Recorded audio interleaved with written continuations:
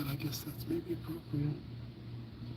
We can see the cooking pan there, and we can see the edge. I guess that's about as good as we're gonna get. Do you see it on your end? I'm trying to pull it out. Curious how it looks. I need to find it.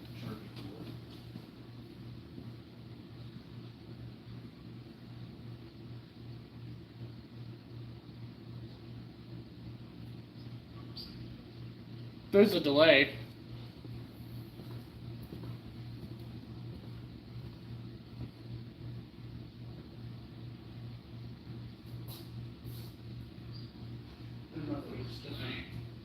Are you there? So there's See how far you comfortably can see here.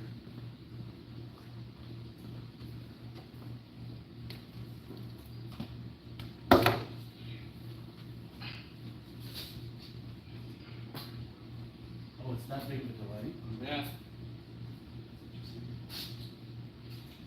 But it's okay, so could I? Okay, I'm all the way over here at whatever this contraption is. We'll go over here, do the pot, and we're like here.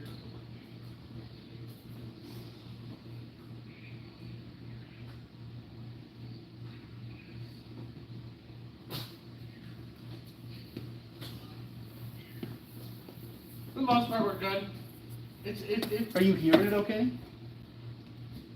I kind of heard noise, but is it the audio like decent? so like I was sitting here talking. Sure, you're gonna hear me talking again. Yeah, I think that's So decent. you're right there. Okay, well, we'll just leave it live.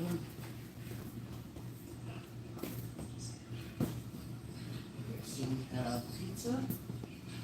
So we can do lab work here. We'll just leave them live. We have. I just had to do YouTube section. What is this? So I can inoculate, then I can use this. HDMI shirt. I can show how to draw. A Sharpie for movement like that.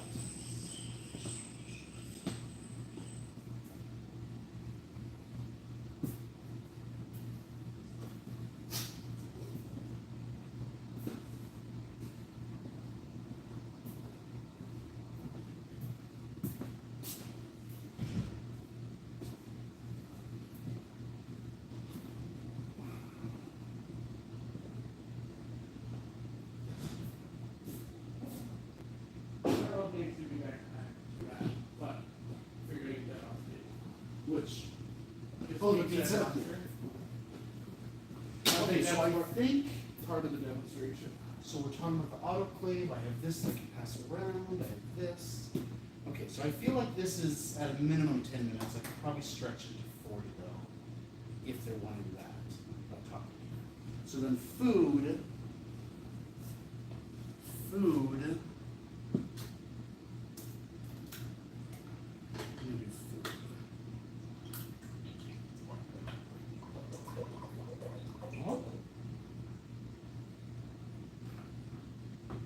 That could have been time right there. The problem with this is the oil takes a long time to heat up.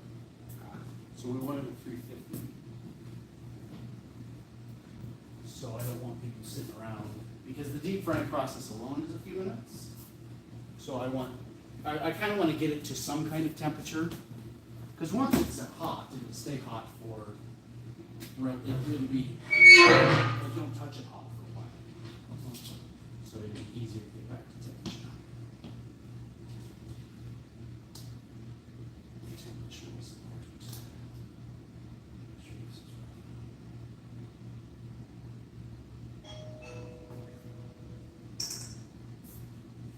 Welcome. Take a seat up front here whenever you want. Outside. I think I gave Samson a mini heart attack there. Not yet.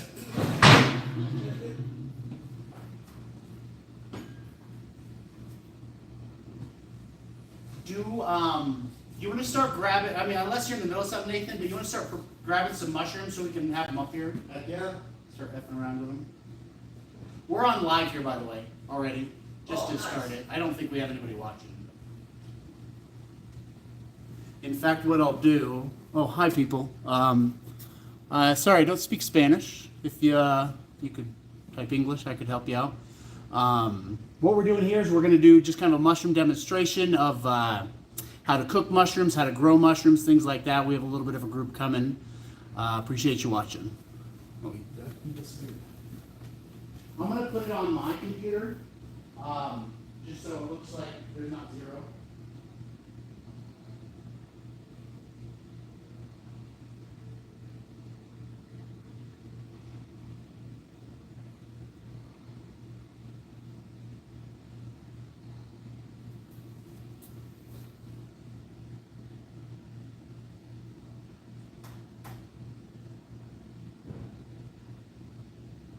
On the phone, Craig, is there black bars on it? Black bars. So I opened it up on the computer, Mm-hmm. and there's black bars. You trying to have like an infinite loop? Come on, damn it. Here it is. What's it saying? BX, what the hell is this? Oh, yeah, okay. BX with every crazy person? Well, appreciate the crazy comment. I was curious. So you know what, my Spanish skills coming out.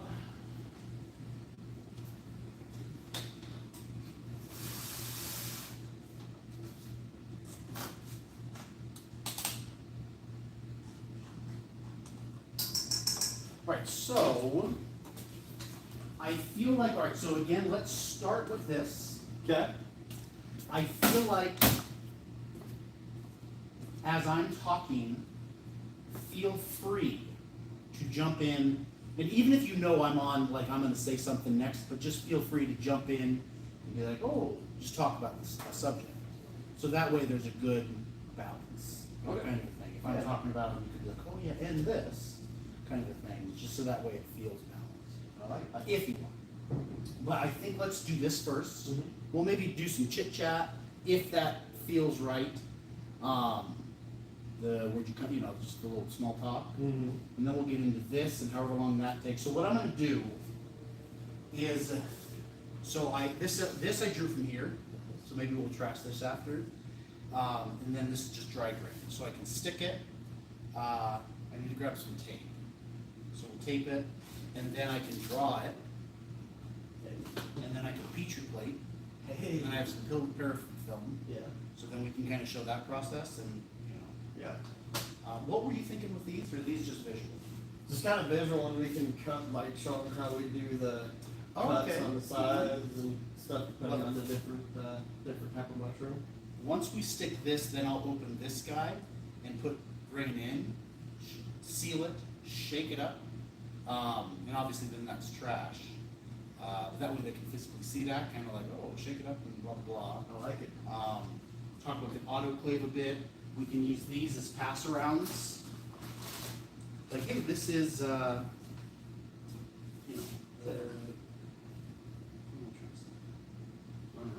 this is what mycelium looks like. Yeah, cool. This is colonized mycelium. This is what it looks like. Pass it around as a visual, kind of a, I like that idea. talk about the autoclave. We can put that in there for a minute. Just do this and then this blah, blah, blah. Talk about the big barrel a minute. Yeah. If it goes that way, then once we're done or whatever, we then can start this. I don't want to overheat this. I just want hoping to get it to some temperature.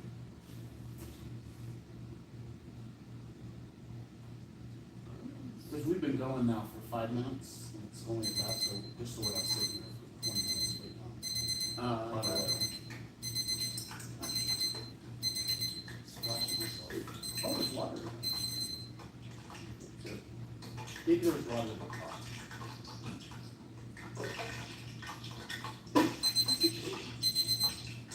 water in it. I bet there's a CD. Probably is. So we let that oil out so we don't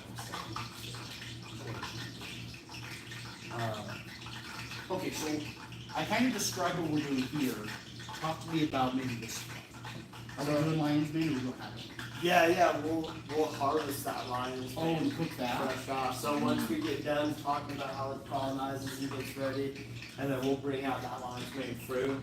We can set it right there and peel it off. We also have 2 lion's mane packages in the fridge, but I figured either we can sell those or if we do want to cook them, we could do that as well. But I just figured people would want to buy some lion's mane above all, you know. Sure. Yeah. I spent $5, $20, $5. Get up to 100. Yeah, $1,000. That'd be sick. You get the most expensive tincture.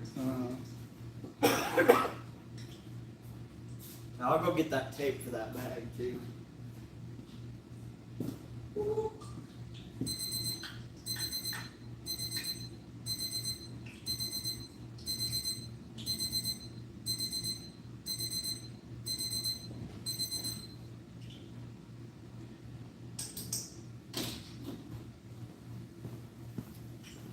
Appreciate you guys joining. We're probably starting up here in maybe 10, 20 minutes. We're still kind of figuring that out. We have a good sized group coming here. Again, what we're going to be doing here on this left side, we're going to be cooking golden oyster, pink oyster, and lion's mane. We have several different kind of options that we're doing with it. And then on the, whatever side is to you, this side, we're going to demonstrate how to pull liquid, how to Petri plate, how to inoculate grain, how to inoculate substrate, talk about the autoclave right here, and things like that. We're local here in Utah, American Fork. Just Google Mush Better Mushrooms. We come right up. And if you're in Utah, we do a lot of these events that you can kind of come swing by. They're free. And we're just trying to get our name out there, build our brand a little bit. And yeah, with any questions, feel free to type them. They obviously have to be kind of after fact. Once this video is done, we'll post it on the page or whatever. So yeah, just stick with us. We'll kind of be in and out chit-chatting about nonsense until people start showing up. That's just how it goes.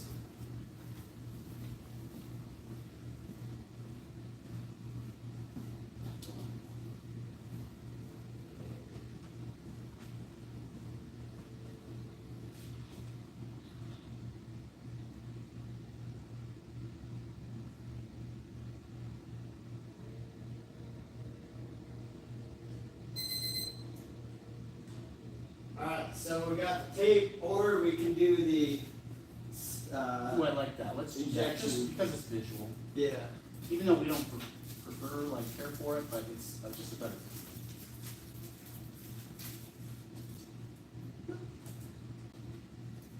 Self-healing injection. Okay, so we're 350 here.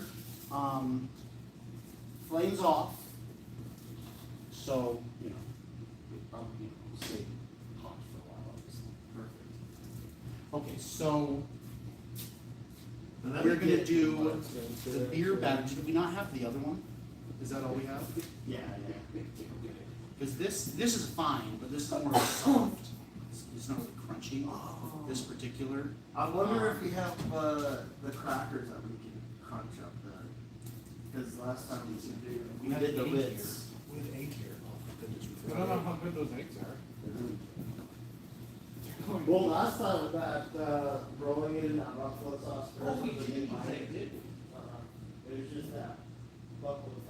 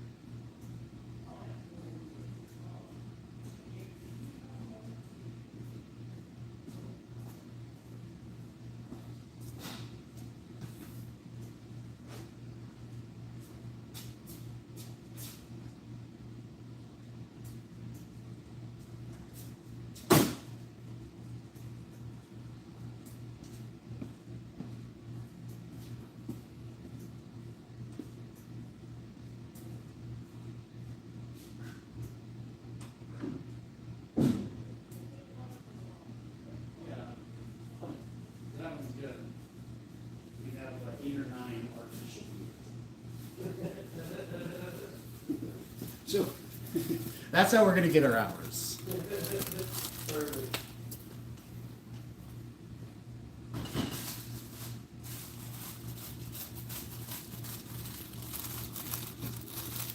So it must be, it says we only have 6.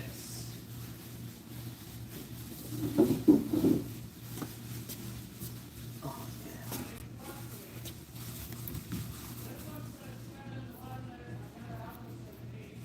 Oh, interesting, okay. Are you doing a timer? No, I'm gonna do the one on Facebook. That way we Oh, got crap, I news thought on. that was on Facebook. Crap, I did not think it. It's not on Facebook. I mean, So how can we, you probably still save that video, whatever when you post it live, and then let's transfer it to another. get on there. Are you good on battery? Yeah. Yeah, I got some good battery. We can work that to be allowed. Oh, you realizing that you're on YouTube, not Facebook? Yeah, but we're already so deep into that one with commitment. I mean, it won't. Yeah, it won't hurt. Oh wait, we gotta rotate. Oh no, not mute.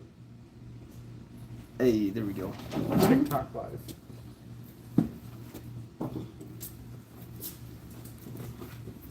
Okay, just for angle's sake, are you good over here? I'm at the pot. Can you see me out at the pot? Okay. Now I'm all the way down at the other end of the table. Can you still see me without adjusting it? Yeah, we're about the same. Well, So we're Okay, Facebook Live right now? again. yes, Okay. Okay. because that's the end of the table right there. And we can Pretty still stiff. see. Is that screw doing? Oh yeah, that's great. That's fantastic. Hello. No Perry, bad Perry. Oh no, he's doing crip signs. No, no gang signs. He's throwing gang signs. So funny story about that. During the riots, at one point, our lieutenant that we had, young college girl, whatever, but the military was like, oh, you've been stupid enough to, pay $40,000 to go get this fucking piece of paper. You're the best person to lead. Anyways, so we had this young, naive little lieutenant that was with us one time, and there were these people that came up and wanted to take a picture with our checkpoint, and they were like, they wanted to sit on the vehicle and stuff like that, and the lieutenant was like, no, I can't really do that or whatever. Okay, let's just take a picture, and so she gets in the picture with us, and then these guys all just threw fucking gang signs and shit, like all of them. And it was like during the height of the George Floyd riots, and it's like, oh, that's gonna be bad. That's not gonna be good. These I opened and used, but we use them as prompts. That here is, whenever we You want that Frank's Red Hot? Like it. The what? Frank's Red Hot? Oh, We got left with hey, thank you. We can say starting tomorrow, you can get those. You can pre-order them. You can buy them now. They sell out quickly. Hey, It's kind of I mean, it works. So is there any logistical figure out that we could talk out loud about this? What do you mean by that? Well, like over here, I kind of talked about my movements. Yeah. You don't have to do that. But is there movement here you just maybe talking out loud to be like, oh, I like, because sometimes like thinking out loud like that smooths you out. Yeah, 100%. Like how are you gonna cut these up? I was thinking honestly just peeling them, maybe cut them at the stems or something. I'd like to do the recipe of rolling them in. Rolling them in the buffalo sauce and doing the deep frying of the golden oyster. Kind of like how it tastes like calamari. I like that. And then maybe we can also just shit, should we do the frying first? I guess we should because it's already up and going, and then we can just set that off to the side. So we'll do the deep frying first, and then maybe saute these up to see the flavor difference. Deep fry. So obviously, pedal wise, 20 people, they'll probably each want pedal. So 1, 2, 3, 4, 5, 6, 7, 8, 9, 10, 11, 12, 13, 14, 15. And we'll get another 15-ish package pedals. too, yeah. Let's get another package, because I'm sure they'll want more than that too, you know? How do we deliver the samples? Is it, we might have movement here. Is it per plate per person? Is it pass the plate around and take one? Maybe one plate per person, and they can come up and get their samples, and then go back and sit down. Like if they want to get it, they can come up and get it. Do you want a plate on every chair? That's a good idea, yeah. Plate on every chair. Okay. Just get it set up back here for you.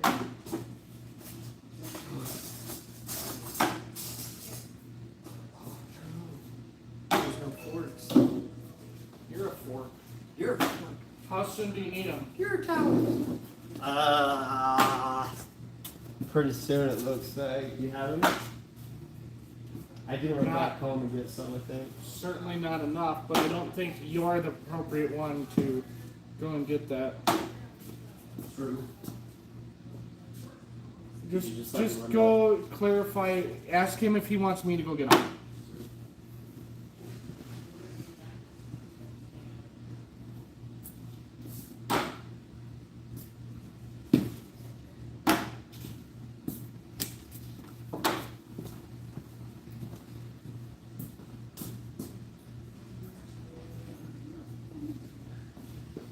Welcome in.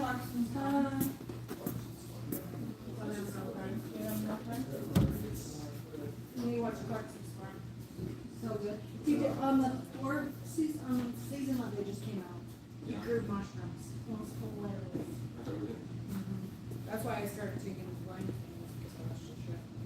Oh, interesting. You know, it's. His wife says, Wait, anybody, you mean- that's you say- anybody takes blind. Yeah, right. I do. See? He's anybody.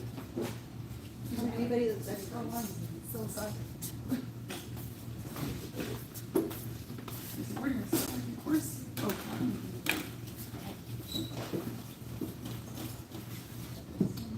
Let me look.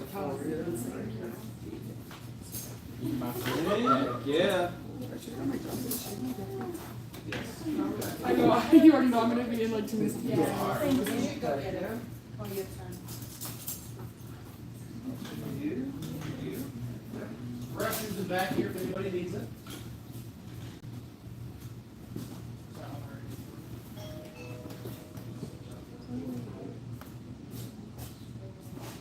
Breaks right up. Get it. Heck yeah.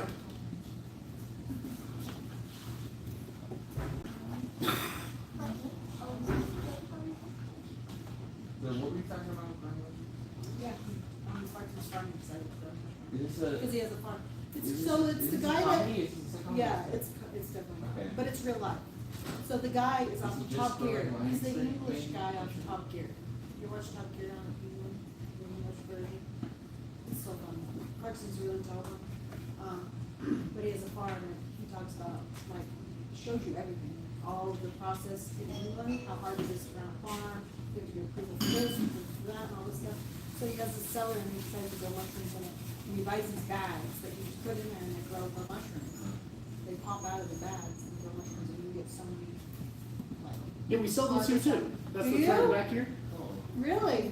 See? Just got a whole lot of Anyway, that's, it was so fun. Do you sell the fun mushrooms? They can get mold and stuff, so it's like. He's not at liberty. I'm not at liberty to say that. But we sell these ones. I'll get your number up.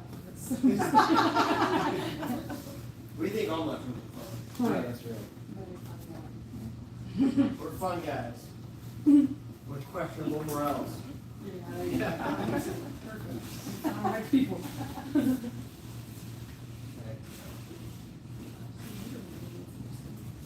One of those aggressive drivers is like, I was good. The car locked me out of autopilot. Yeah, Oh, no, did you see that? Yeah, I'm you not were controlling right behind you. I was like, I was like watching her. No, the thing locked me because my boyfriend put parent controls. no, he knows I can drive it. Yeah, literally. So it locked me out of autopilot, like literally halfway through the drive because while I was in autopilot, I kept pushing the gas to go faster. Yeah, and it was like, oh my God, disabled for the rest of the night. And I was like, I thought it was really funny Rio, where it was like, the Tesla driver may not stop you to get over for their automatic brakes or something. So pulled out in front of the Tesla and they had to the automatic brakes. Yeah.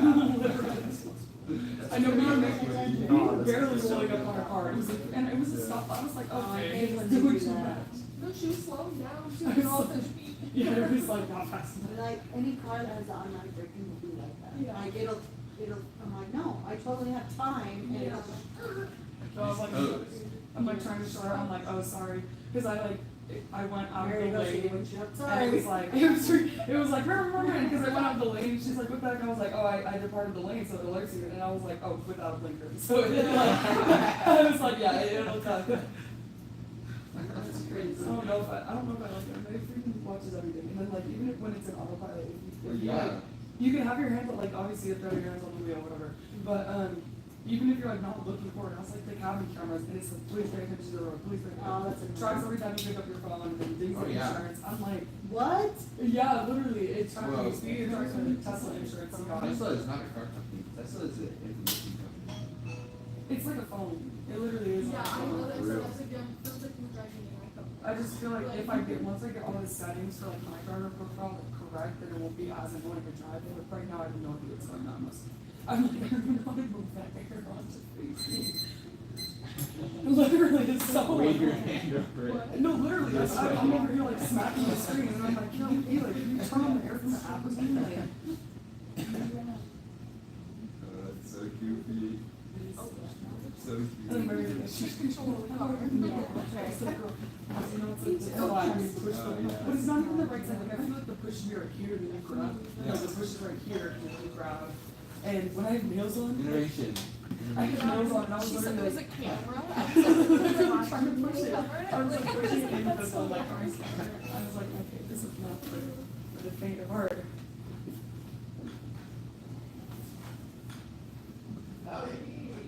Yeah, I just wanna go back here, we got some seats set up for us. Yes. Thanks for accommodating. So, yeah, this is so cool. Yeah. Keep coming. Oh, that's nice. I know there's not enough seats for all of us. Is there not? I am up Oh, on no, the I stand was just asking for more. because we don't have more seats. I'm in a good area. Well, I don't understand my young self. We have 4 more chairs we can pull up. Okay. It looks like we're getting close, let's grab those. Give the chairs to the old people, you guys. I'm just kidding. Who would that be in the group? I'm just kidding. Is this everybody? Yes, I think we still need Drew and whoever we're here.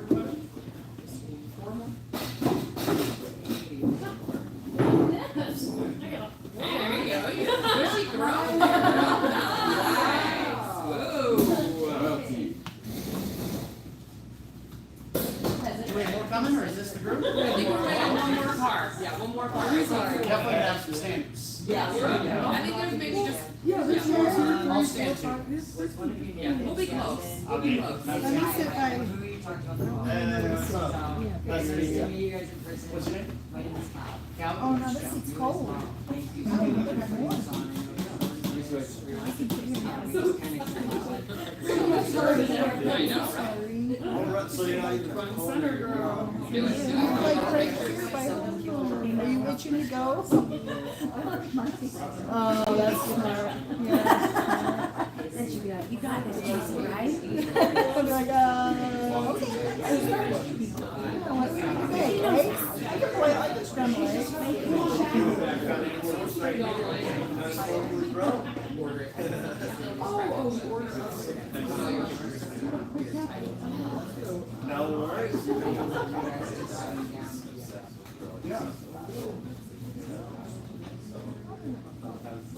What's the location? I want to grab our table. Yeah. Oh, no way. Yeah, the regulars there in those chemicals, it's a whole Greek, Johnny Francis. Yeah. Stop and grab it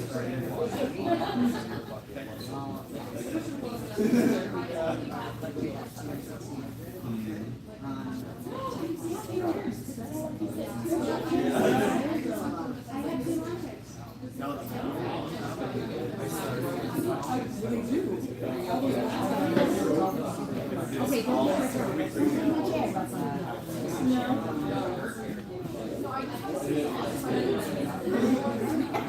We've done this a few times. It looked like a soccer ball. I was like, I've never seen that.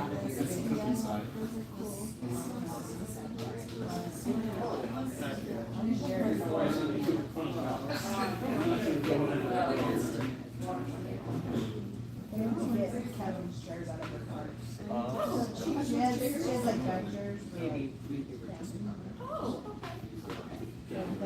Obviously great. It's a good turnout. I appreciate you coming out. How long have you guys been doing this? So Sam started this about 2 years ago. And then I came on with his partner, January this year. Started with 20%, grew it up, he was very pleased with my work, so gave me another 20%, so 40% over here. So we've just been doing that and growing it. We're in farmers markets and all of those places. We're just growing.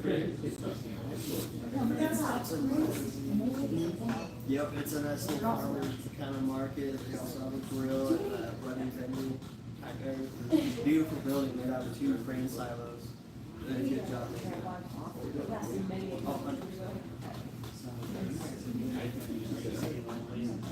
There was one time you beat me at work. I'm surprised. Yep, everything from our grow kits. Yeah, and then we can take you guys in and show you the growing. It's not too so big, but yeah, Get caught in the ground.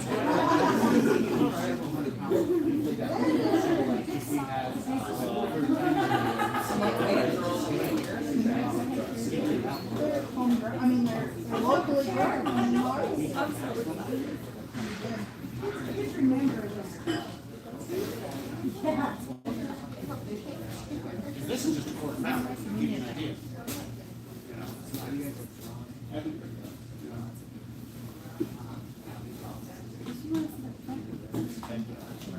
Sorry guys, we're gonna have some standards. Just, alright, how it goes, I guess. Does somebody want this seat? I'll stand. I will also stand. Yes. Answering yes. Crazy spot.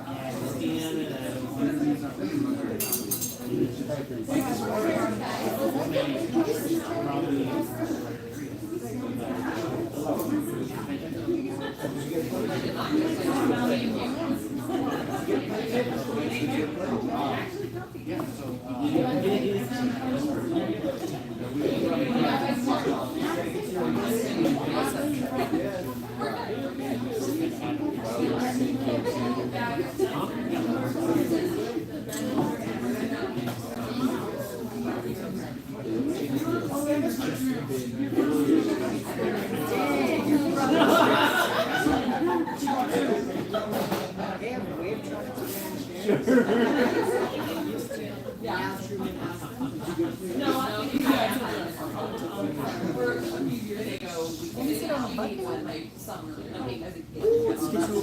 thank you.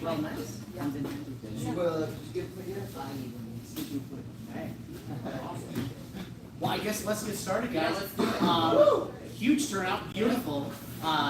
So we might have to be selective with, we only have so much that we can cook. So we might have to be selective that maybe one person gets this kind and the other person this kind, because we just only have a little bit. One thing I want to do, only if you're up to it, so we have newsletters, we have information, and we'd love to contact you guys later after the event. If you want to leave some information for you, we'd love to kind of contact you and tell you more about us after that, if that's something that you're interested in. So what we're going to start off first is we're going to start a little education. Who here knows kind of about mushrooms, the process, anything about it? Anybody? Okay, so a couple of us. So basically what I'm going to do is just walk through our process and the hows and whys. Any questions, just feel free to stop me because it's so much fun to talk about really a lot of the details and the real specifics. So first thing that we do is this is a used one, normally this is full, but we take liquid culture and we're going to autoclave it so it's totally sterile. And then we take a clipping of a mushroom, and we do all this in our lab, which we're happy to show you that, so it's very sterile in here. So everything I do out here is not the proper way to do it, because it's dirty out here. So everything I'm doing, I'm just going to throw away, because it's not the right way to do it. So we make our liquid culture, and then we take a clipping of our sample, and then we place it in here to grow. And our liquid culture is kind of a sugar base, right? So it's something for the mushroom to eat. And mushrooms are plants, and plants are very different. So this white stuff is actually called mycelium, and this here is essentially the root structure of the mushroom. So where roots and plants, they're not necessarily the same thing, you can think of it that this is the root structure. And we can pass this around. This is a grown out, colonized mycelium. This is king oyster. So this here we're going to put into our substrate, and I'm going to kind of show an example of that. So we let our liquid culture grow out for about 3 to 6 weeks, something like that, and then we need to test it to make sure that it's a clean sample. Because everything with mushrooms has to be hyper sterile. You get any bit of contamination, it's black and white. You're not going to get some weird mushroom, you're not going to get a mushroom. Because the bacteria will outperform the mycelium and just take over. So what we're going to show here is just a tiny example of just kind of what we do in the lab work. So again, everything here, I would have gloves on, I'd be in the jacket, I'd be in the lab there over in our laminar flow hood. But what we do is our Petri plate. So we get our needle. And here what we're doing is going to test the liquid that it is sterile. So we're going to get a little bit of liquid. And then what we do the flow hood would be in front of me here blowing this way. A laminar flow hood, so like a regular fan is going to move air like this, it's very aggressively moving. The flow hood, it makes all of the air perfectly linear. So if a contaminant were to come down in front of the flow hood, it goes directly this way. Where a regular fan, it might like twist around and you can't really control it very well. So in front of this flow hood, you have a bit of a shield. So what we do with this is just a Petri plate with some agar in it.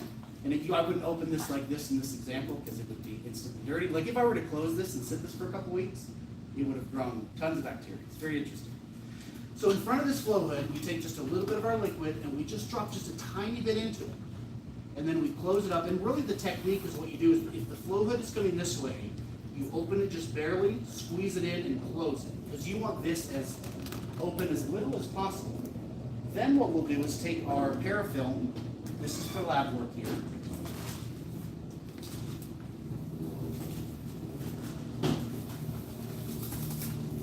And this is going to kind of seal the edges. And again, we don't really open this normally, but it's very loose. So if I set this on the shelf and even a little like that, you can get contaminated. So you take this parafilm and you kind of seal the edges.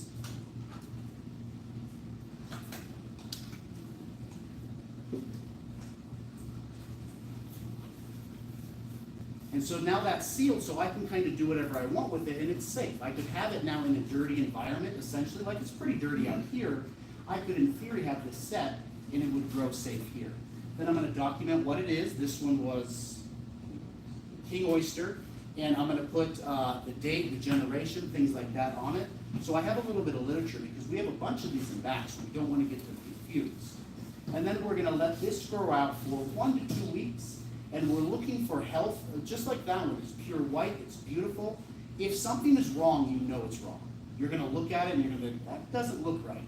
And you've got a problem, you've got to discard it. So once we have proven that our agar is appropriate, we take our liquid culture and we make bulk syringes like this. These are 10 mLs, and this is the same liquid.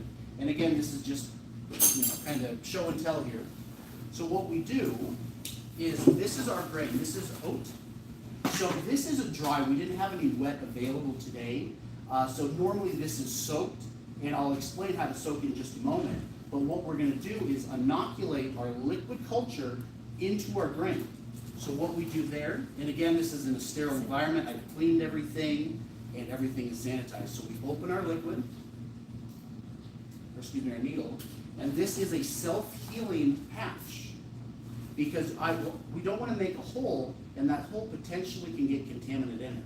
So again, that's why we use these. So we stick this in here, and I like to do kind of 3 locations. So I'm going to use all 10. In theory, I could just do a tiny little boop, and that would be enough, and it would grow out. The more liquid, the faster it's going to colonize. So I like to use all 10, and I'm going to do it in 3 different locations. I'm going to kind of do it in the side, in the middle, and then over here. And then from here, this is a self-healing. Sometimes we'll put tape there, but it's a self-healing port, so this is good to go.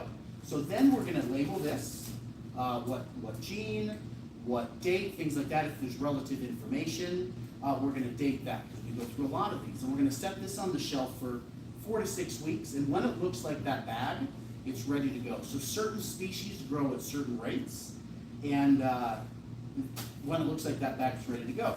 So then what we're going to do is inoculate our substrate. So inoculation, that term means just transfer, taking something to something. So this is our substrate. We use soybean hull and oak for this. So it's just a 50-50 blend. And this here we have in our pressure cooker. I guess let's talk about this. So our autoclave, does anybody know the difference between an atmospheric cooker and an autoclave? So the difference is going to be, this comes to pressure. So this we bring up to 15 psi, and it gets, with a higher pressure, you can have higher temperature, because water boils at, I don't actually know what our altitude, but at 0, it's like 212 or something like that. So if you have more pressure, you can have higher temperature for the liquid. So at 15 psi, we can get to like 160 degrees plus the pressure. So we can sterilize things in this faster. In this guy, we can fit 56 of these substrate bags in here, but we have to cook this for 16 to 18 hours. And this we can get away with maybe 2 hours. But obviously this is huge, and we've scaled so we can grow a lot of material. So that's kind of the difference here. So this is already sterilized and ready to go. And then here what we're going to do is we take our liquid culture, our grain, and we're in front of the flow hood. And our technique when we like to open this is we just take it and kind of rip it open like that. Kind of like a milk jug. And make a little I think I messed that one up. I'll do this other side. So it's just a little triangle like this. And I'm always leaving, once this is open, because this is now colonized, or in front of that flow hood, I always want that opening in front of my little force field. Because any contaminant, it's over. Then from here, we're going to open this guy. And again, flow hood's this way. I'm going to softly open this. And then we're going to take some of our grain. Put about that much in per bag. Then we're going to seal it. So these are called gussets, the bags. I like to open the gussets so they're all the way. And I never want to have my hands inside. Because even though I'm fully gloved, I'm sterilized, contaminant is so small you just don't know. So it's best practice to never hold like this. So if you have some kind of crinkle, you really want to fight to like be on the outside to resolve that issue. So I'm kind of doing this to open the gussets. I'm going to lean it on my table, and then we're going to seal it. And kind of a fun part, but it's tough when you're doing like 100 of them because you get very tired. So we're sealed. So we kind of do a pressure test where we come in here and feel, and as long as that air isn't like quickly coming out, that's sealed. So now we're going to shake it up. So I kind of like to take my fist and I kind of open it like that, and then we just kind of rotate it around. And kind of what we're doing, so each one of these grains at this point, like that white mycelium bag, each one of these grains is a vehicle to grow faster. In theory, I could put one single grain in here, and it would grow out, it would just take forever. So the more grain, the faster the colonization. So we want to get a really good mix in here. And you can tell the dark and the light. So this is the soybean hull, and this is the oat. Excuse me, oat. And the oat is that, I always get them mixed up. So you want to make sure that's evenly spread because the soybean is the protein that it will eat, and this, the oat, is the kind of the just a medium or something like that. So we want to get it all mixed up.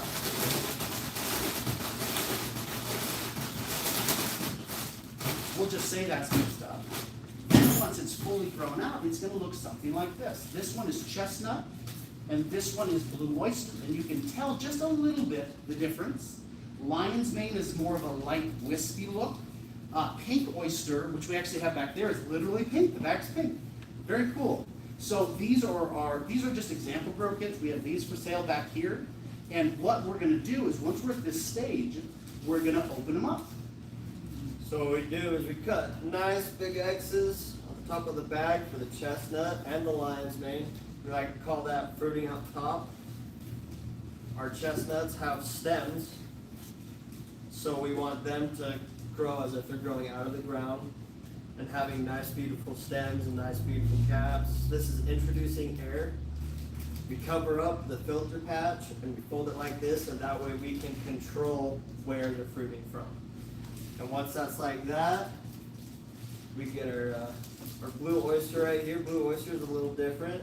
We fruit it out the side here, and that way it can grow like it's on a tree. So we make a little Z right there. They sense the oxygen again, and they start fruiting. Like us, mushrooms breathe in oxygen and exhale carbon dioxide, and looking for light and water, and they have their food inside this mixture right here. The soy hull and the wood, basically replicating what they do if they're eating out in the wild. You know, they're growing out of a tree, they're actually eating that tree. And when they're fruiting to spread their genetics and their spores. So, yeah. Mushrooms are so resilient. So I talk about how clean this needs to be at this time.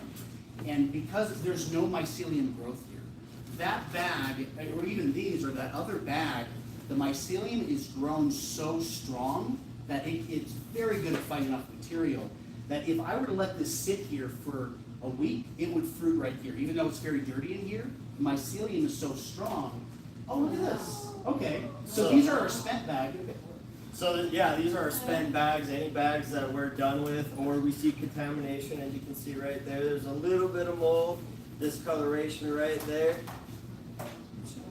That's the mold. These are what our chestnuts would look like, especially out in the wild, I think, for sure. But they're resilient enough to where this one cell organism is able to fight off bacteria to be able to grow and to spread their genetics and their spores. So it's really cool that they're able to fight that off, and then once they're ready, you just pick them like this, and you got a nice big old cluster right there. If Yeah. it has mold on it, you're not. That's why we discarded it. So this is a discard. Yeah. Yeah, this is And going to it's the trash. interesting. So we have a lady that buys our spent bags. So, you know what I didn't talk about? With mushrooms, you can do multiple flushes, as they're called, multiple harvests. So like this here, in theory, I think is our second flush, because we just do one flush, where a session grows, we harvest it, and then you could wait more and it would regrow. But we just, out of efficiency reasons, we don't do that. We just do a one flush system. And this particular one, I don't know if that was flush one or whatever. I'm sure it was the second flush, because then we saw whenever you see contamination in your grow, you just get rid of it, because once you see it, it's too late. The spores have already spread, set up, it's going to contaminate your whole grow. So that's another good reason why you do one flush, even though you can do many. If you're having to grow like this, where you have multiple bags at stake, you just don't want to chance it. So these, why these come to do, we have a lady that I want to say feeds them to her chickens. For Her garden? Yeah, for her garden. What should we call it? She puts them in compost or something. Composting. And we just sell these for $1 a spent bag. And by no means these are edible. like this mushroom. I know it looks beautiful, but I like to sit out in this gross area. But this is lion's mane. We have an example of lion's mane in the tent, right? Yes, we do. Yeah, let's We're grab gonna that. pull that out. Well, actually, we have a fresh, beautiful lion's mane here. We'll harvest right in front of you guys. And I think we'll actually cook them. We have some here. But lion's mane is our #1 seller. I think you were talking about lion's mane when you come in. Yeah, me and I forget. Casey. Yeah, Um, we eat them for like not supplements, I mean, The it's nutrition. pills, Yeah. Yeah. Yeah. We do sell the tincture. Unfortunately, we're out at the moment. We'll have more tomorrow. But this is our tincture. We actually make this tincture in-house. And we have been selective breeding our lion's mane for nearly 2 years now. Now, just like an animal, you selective breed, you breed it, you find the best quality that you like of that thing, and then you rebreed that. So like when I'm making my liquid culture, wherever that went, I take a sample of that version that I like of it, and I put it in liquid culture, and we repeat that every month. So we've been doing that for 2 years. So our lion's mane, in my opinion, is probably one of the best because it's just beautiful, healthy, and you'll see when he pulls it out here. So our lion's mane in particular is our #1 seller. Oh yeah, check this out. Oh my god. She's a celebrity.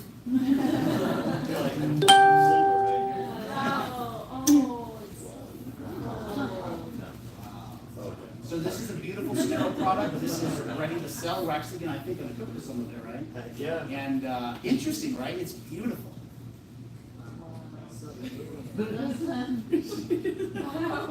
Like, it's like we're at a concert or something. So the teeth you see here, so like a regular mushroom, when you pull these chestnuts out of the trash, a regular mushroom has these gills on the backside, and it's gonna spore from there. Lion's mane doesn't, it doesn't look like a mushroom, does it? It is a mushroom. It's gonna spore from these teeth. And how you can control the size of these teeth is with different oxygen levels in the room. So anyway, difference. I don't know if this interests anybody. Should I pass this around? Does that interest anybody? It's just trash, don't nibble on that one. So right now we're growing lion's mane, chestnut, pink oyster, blue oyster, golden oyster, king mushroom. I think we have black pearl coming up. I think we have black pearl here in a couple of weeks. We gotta get our temperatures down cooler. Okay. So that's another thing too. Every mushroom, almost every mushroom, has their own special temperature that they'll pin at, that they'll grow at. Our lion's mane, our golden, and our pink love to fruit around 70 degrees. That's why we mostly have those right now. Once it gets a little cooler, it'll get down. We'll have our chestnut oysters, our chestnuts, our black oysters, our blue oysters, and our king trumpets as well. Okay, so we're gonna cook as well, but as far as the how, the grows, things like that, does anybody have questions, thoughts, curiosities, like, what you got? So with the liquid culture, before you put it into the grain, it's already almost inoculated with the strain of mushroom that you wanted to put into it. So say you wanted to do like the oyster, you put like a sample into the liquid culture, which is like a sugar mixture, and then it grows throughout with the liquid culture, and then you put it into the grain. Yes, and are you basically asking why that process? Yeah. Okay, the reason why is to get more from that sample. I could, in theory, take, I don't know if it would work, but if I took a sample of this and put it right into substrate, Yeah. it might grow. I bet it would dry out. So the reason for the liquid is to get more volume from that individual sample, because in this, I can make 40 syringes. So I could make 40 of these, and each one of these bags can make up to 10 substrates. Yeah. So I can control the genetics better that way, because I know I like this one. That's why we test on Petri plates as well, so I know this entire jar is sterile and is just whatever species that I did. We have actually some samples. Do we have a dirty one at all? I could go check. I don't think We so. don't get contaminated much. We've got Yeah, the system down. if we see something dirty, like I said, with that bag, we toss it. But these are some ready to go. So I got a chestnut on my right hand, blue oyster on my left. You can see the difference in the mycelium actually. The chestnuts kind of almost look like the chestnut mushroom, how it has those brown spots. And then this is nice and white and happy mycelium right here. These are nice and colonized, looking beautiful. That's how we know our stuff's clean. We can pass those around if you want. And just as an example, that is a clean one. That's the one I just did here. So it's going to grow out to that. And a technique, if you ever do this, is so the agar is here on the bottom. When you store it, you want to store it upside down so you don't get condensation. Because that it might help a slime mold replicate a little faster. So we always store them upside down. We like to do this so the liquid can like get into the agar better, but then we store them upside down. So those are beautiful samples there. Awesome, great question. Did that answer enough for you? Think? Yeah. Yeah. How difficult is this to do at home? Okay, interesting. At home, the number one issue is sterilization. So the easiest way at home is to either make a still box, which I hate, but it is. Have you heard that? So you basically take two plastic, like a storage container, the clear ones, and you make a shell out of it or whatever, and make little holes. So you're like, I hate it. It's frustrating. But you're basically trying to make an environment that there's not moving air. An example that I've heard of is people will go in their bathrooms, turn the HVAC off, shut the door, and just chill out in there because it's very still in there. There's not much movement. And even if there's contaminant in the room, if you're just still enough, it'll float down. And if you're very slow with your movements, you're not really stirring that air up. And so how difficult is it to do at home? With the right techniques, it's very good. You can have perfect product, but if you were to go into this start, know that you're going to mess it up many, many, many times. The frustration will be very high, but you just have to keep learning. Like here, when we were about 2 years old, I think for the first, because I knew nothing about mushrooms when I started, nothing, and well, virtually. And the first 3 months, just batch after batch, hundreds of dollars of just wasted material, because I was just making crap. So education is going to be, I don't know if that answers. No, yeah. I mean, But what we do here is like, so this guy, Chestnut, that one we'll pass along, we actually can sell this one if your guys are interested, but we have more on the table there of other species. Do we have Chestnut up there? You might have sold out. Anyway, so like this is already fully grown out. So to answer your question, you could set this on your table, not look at it again in a week or two, you're gonna have a mushroom. What we do suggest is we have a little spray bottle that we sell with each kit that you mist the top 2 or 3 times a day because you're trying to keep the moisture in the bag. You're not necessarily trying to add moisture, but because it's open, you're going to get some evaporation. So you're just trying to re-put liquid in the bag. So here is easy. Just set it on your counter, you're going to get a mushroom because we've done all the hard work. And I think I like that part. Yeah. I'm great with this. I don't, yeah, okay. And we sell all the lab. Let's say I want to inoculate at home. I want to do all this. We sell all the needles, all the substrates, all that. Because some people get off on that excitement of it. But we sell just this. You're going to get a mushroom. And then we sell just the fruit. If you're like, screw that, I just want the fruit today. You know. So I don't know. No, that's perfect. YouTube has a lot of good videos too on Yeah. home tech. Like I don't know if you've heard of Uncle Ben's tech, where you take Uncle Ben's wheat, rice. Yeah, so just as long as it's any whole grain, The it'll instant. grow. It's The already instant right one, yeah. inside the instant pack for a buck or whatever. It's already clean. You just inoculate that, and you got some grains going at home. But like Samson said, we sell the grains too, and this step's really easy for sure. We're taking out all the hard work. And, yeah. Any other questions? Okay, so when, obviously, well, I'm not sure if if you find mold or there's something that goes wrong with the growing process and you don't catch it, can you get very sick? No, I guess like in this instance, I'm sure, yeah. Yeah, like what's it's the Well, it's like nitrogen the and moldy everything, piece but- of bread, right? Okay, So yeah. all that's growing here is trig, and it's like eating this moldy strawberry. Oh, okay, I see what you're saying. It's So like it's not killing- like we've harbored some type of crazy mold. No, it wouldn't, like, it might just like, I think the moldy strawberry is a great example. Okay, good. Would you wanna eat it? Yeah. Probably not, but like, you could, maybe, you know. Yeah, okay, I see what you're saying. The risk of the contamination spreading to our other grows. To our other what? Our other grow bags. Oh, grow Yeah. bag, okay, yeah, the other mushrooms, because Because it's if sensitive. contaminant starts at this level, because there's zero growth here. Yeah. If there was any, even the smallest amount of contaminant in this bag, it would instantly take over. And this Yeah. beautiful white, this would be slimy gross. Like you would instantly look at it and be like, nope. You know, and that, it will never grow mushroom. So we need to get any contaminant out of the tent, so when it's at this stage, it doesn't destroy the whole batch. So that's why we need to pull it out very quickly if we see that. But once it's at this level, this mycelium is so strong, it can fight off bacteria just fine. Well, more fine than this, I should Yeah, say. that's what you need. Awesome, man. Yeah. I know you guys were talking about like temperatures and stuff. Does any mushroom like take longer to grow? Like does any grow light take longer to fully grow?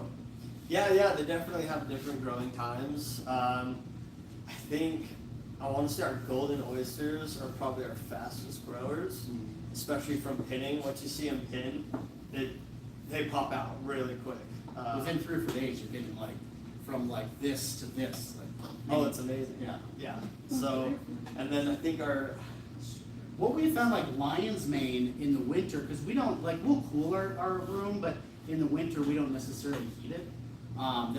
It slows down maybe a week in the winter months because it's just cold in here. So like in that example, it just slows the process. But like king oyster, this guy here, it only will pin. So the term pinning, do you want to explain pinning, that term? yeah. So pinning is basically your very first signs that your mushroom is growing. It's a tiny white dot basically. Or with our golden oysters and pink oysters, they're more like clumps. It's almost like a clump, but it's the first step in the mushroom growing process. Baby mushrooms. So once it's done pinning, that's when it's going to start to fully grow out. And king mushroom won't even start pinning above 65 degrees. So king, we actually had to install like an AC system in our grow area to get it to even start pinning. If that answers your Yeah, question. for There's sure. always like a bunch of answers, you know, to that question. Anything else? We will get firewood all the time, and I see mushrooms on pine trees. Yep. Does that like affect the different tastes of that's why you have different woods, or? That's that is interesting. Do you know that? That It might not interesting grow. experiment. Well, I mean, as long as it's hardwood, depending on what kind of mushroom. That's not me. Because to that same thought, I always thought like a foodborne smell, like something that is food safe and put that heavy smell into the air as it's growing, if it would absorb and change the flavor. I always thought like, oh, should I mess with that? But the actual wood, like a pine, you know, might have a bit of a pine to it. I I see don't them know. all the time on Yeah. the firewood, Uh-huh. they're just finished, so. Interesting. I don't know, I'll have to look into it. Yeah, I appreciate the thought. Yeah. I wonder if applewood's a hardwood, because, you know, if that's a, It is. it is? Yeah, Apple's a hardwood. fruit. It's almost like the smoking principle, right? You get like maple, Yeah. they have different flavors and nuances when you're smoking meats.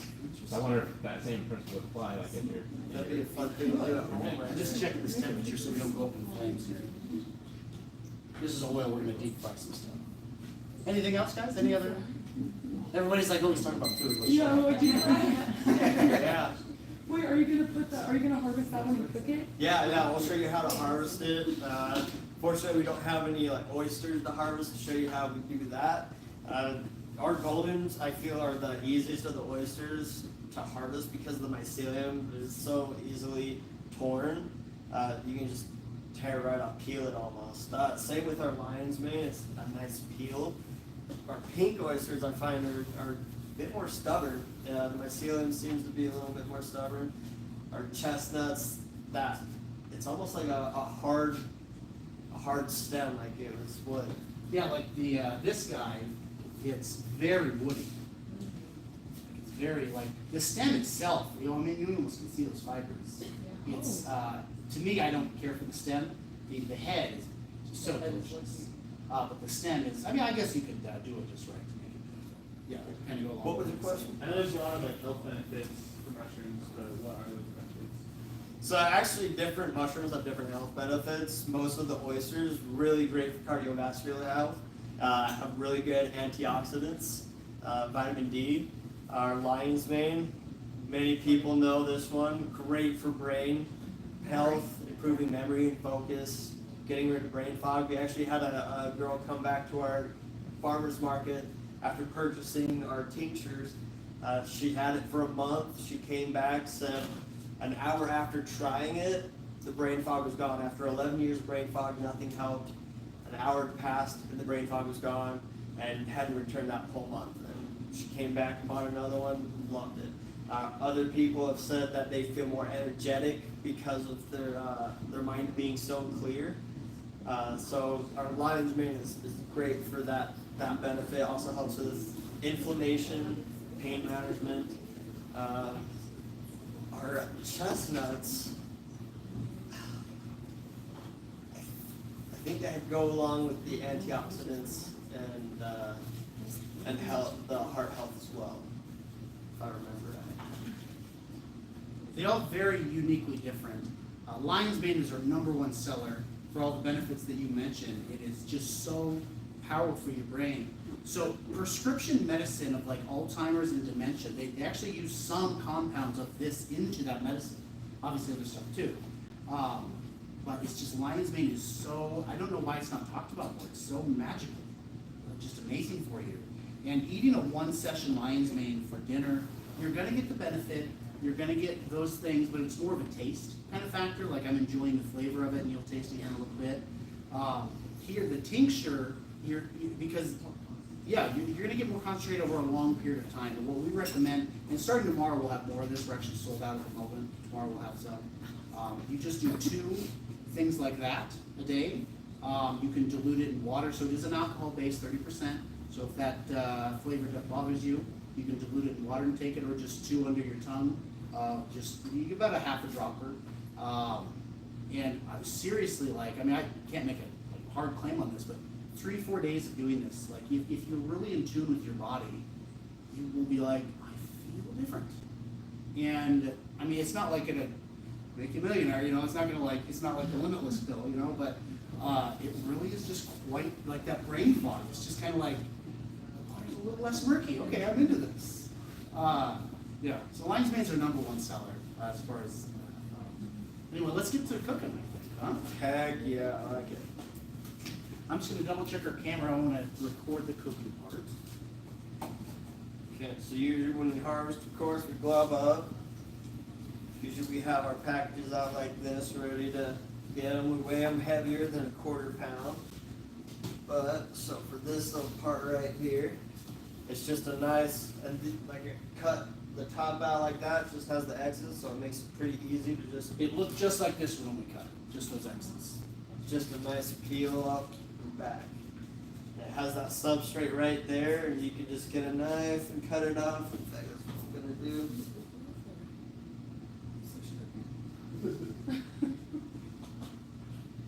If you get any of a product and substrate is on it, again, this is just soybean hull, so it's the soybean casing. So the beans are not in it, it's just the casing, and then it's the hard wood. So if you were to eat this, it's not dirt.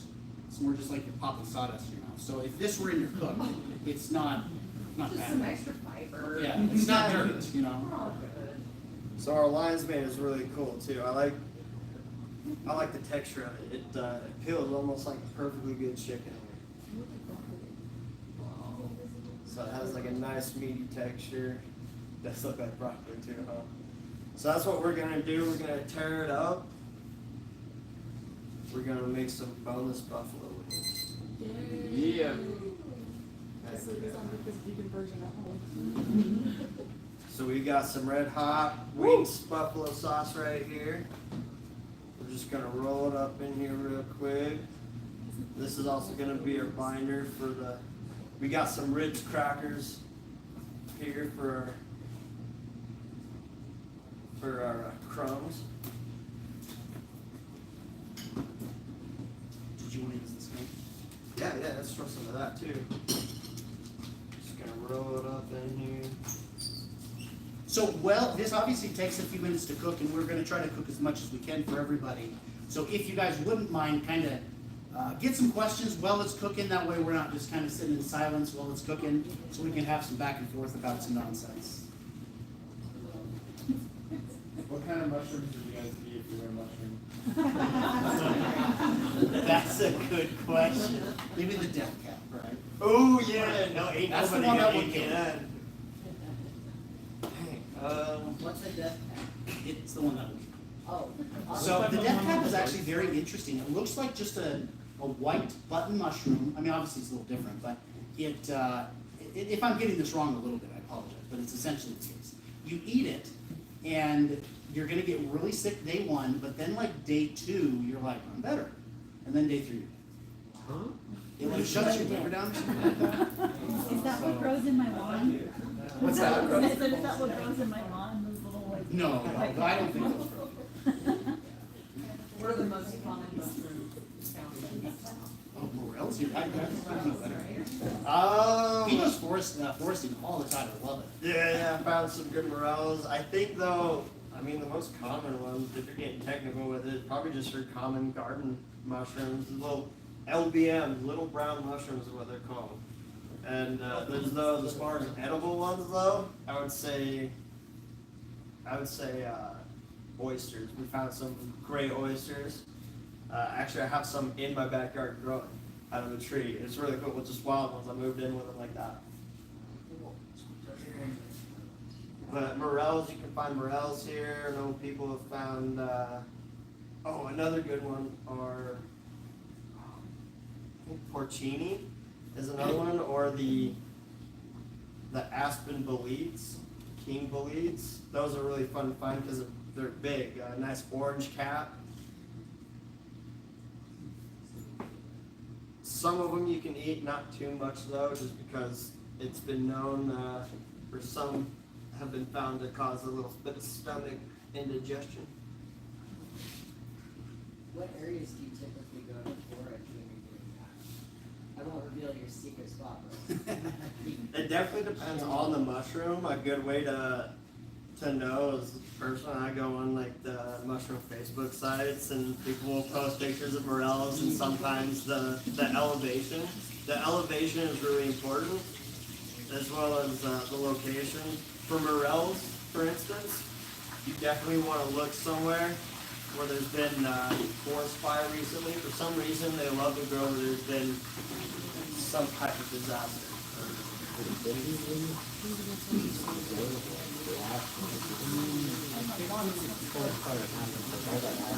So all we have done here is buffalo and some kind of breading. So we have like a beer bread here, and then literally just rich crackers.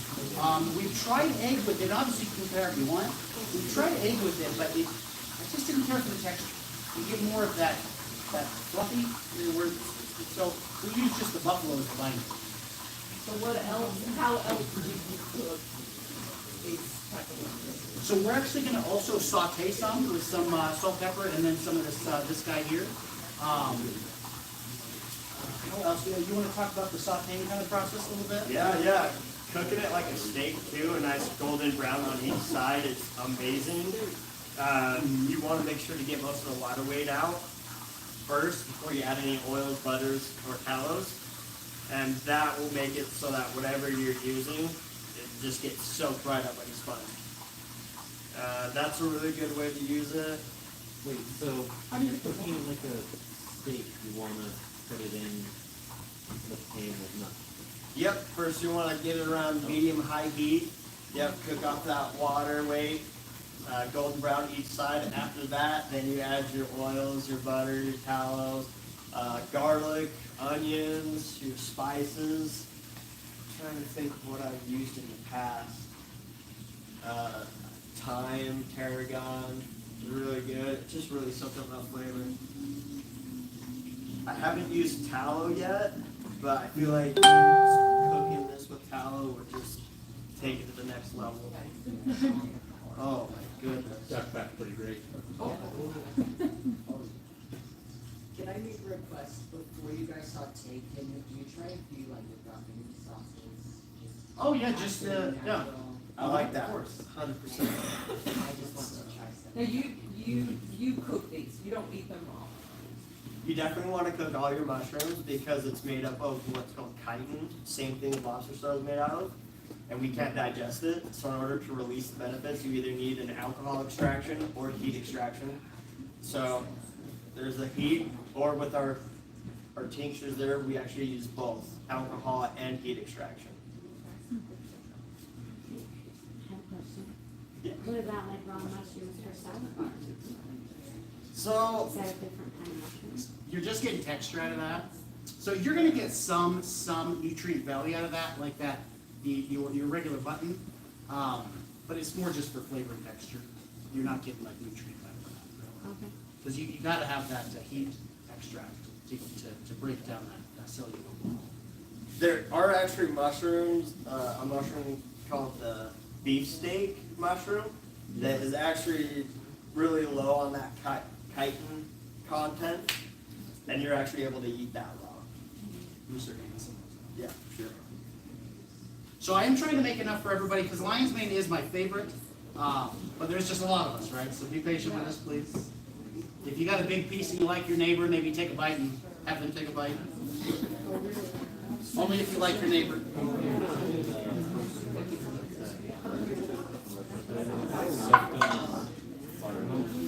then just put it in the flour to the fire. And then season them.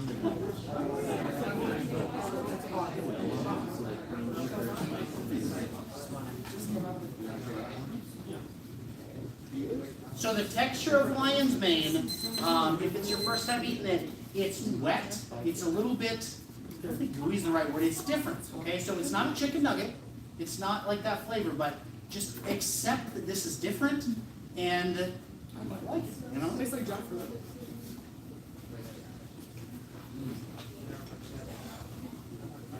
You sell mushrooms fruit in bulk. Yeah. So we can actually grow, so we're very small, as you can tell, but we have, I mean, like our barrel here and our grow tent, we can produce up to maybe 300 to 400 pounds per week of any given mushroom. We're not doing that currently right now. So, yes, wholesalers, yeah. We're so, have a restaurant, so we wanna have like a lead time, a couple months, hey, we wanna grow this in a couple months, and this or this. We have to grow. Yeah, we can certainly do that, and we can offer great pricing to accommodate, so that way you get your margins as well. Are you willing to do off-site education? What's that? Off-site education? I think so. I think there might be a fee to that, but we can negotiate that. I mean, really what we're trying to do is our main, as I'm talking with my hands like this. Actually went on a date with a girl and we were eating hot wings, and man, she didn't wipe her hands once. And you know, it wasn't actually unattractive. It was like, so her hands were like this the whole deal. So, I think we just need to figure out, a little side story about Sam's. Get a second date. Yeah, we're still. Well, there you go. It's like, yeah, we're married. Yeah, I think a fee, I mean, we're just trying to, so we're trying to grow our brand, and that's more important to us than the money part right now, because if we can grow our brand, it's gonna pay for itself. And so it just depends, I think we can talk about that privately if you wanna kinda have more of that conversation. Yeah, our company is just really big on education as well as relationships. So those people that we're actually, like, we work with harvest farms, we work with stud farms, we just like to invite them onto our campus during harvest time, which you guys could be anytime, but just to talk about your product, talk about your process, just so that the rest of our company gets to know you, gets to know your product. So that's what I do. Yeah, we love that, we love that, that's awesome. This next batch is coming up, it looks like we have 13 or 15 little chunks, so again, if you like your neighbor, have them take a bite too.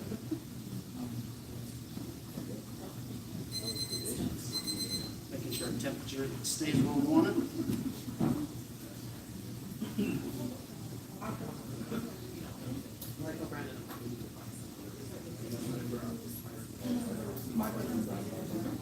Yeah? What kind is it, bro? Oh, the specials. Yeah, please, yeah. I'm like, I don't know what to do with my hands.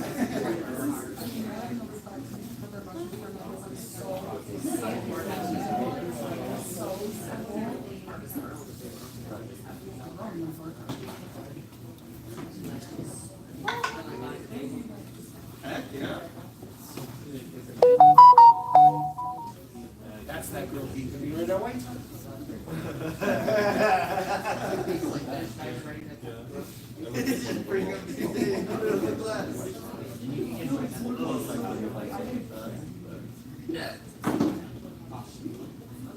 So we sell these packages up front here for $6.50. Each? So, each All package. time, Yeah. all the different types? So each one of these are $6.50. We have these obviously plenty up front. If you're interested in taking anything home. How much is a girl kit? $35. We're doing the ones in back for $25 today. A few of them are, everything back there will grow a mushroom, but a few of those back there, you'll see they're already kind of pre-growing because they're just been sitting a minute. Nothing wrong with it, but it's just, the yield might be different. They need a good home. They're ready. Yeah. They need to be grown with a great home. It's the dark side of it. He's gonna have his own like website and All right, so I got a handful here. Who's up? Start at this row right here, this row back. What are all the types of mushrooms you guys sell? Like all these pieces? So, blue oyster, black oyster, pink oyster, golden oyster, Yeah, I did get some. chestnut, Would you like some? lion's mane. I think we might have We got actually turkey tail on grain, ready to transfer to substrate, and then we'll be making tinctures out of those. Turkey tail's really good for anti-cancer. I don't have a trash can. Nobody likes cancer. You guys have a lot. We have a pretty good library. There are those who have more than us, but you know, we're all, we got a nice humble library. So you guys do rotates, mushrooms, and tinctures? Do you do any other? We also do the liquid culture syringes. Okay. We'll sell grain bags, we'll sell substrate bags. So y'all don't want to. Yep. Wherever you're at. If we can make it, we'll sell it.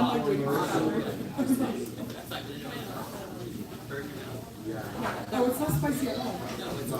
But it's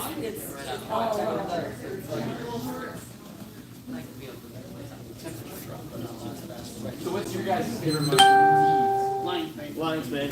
Yeah. I say lion's mane and golden oyster, which we'll do next. We're gonna saute some of these, which is a little bit different flavor. Yeah.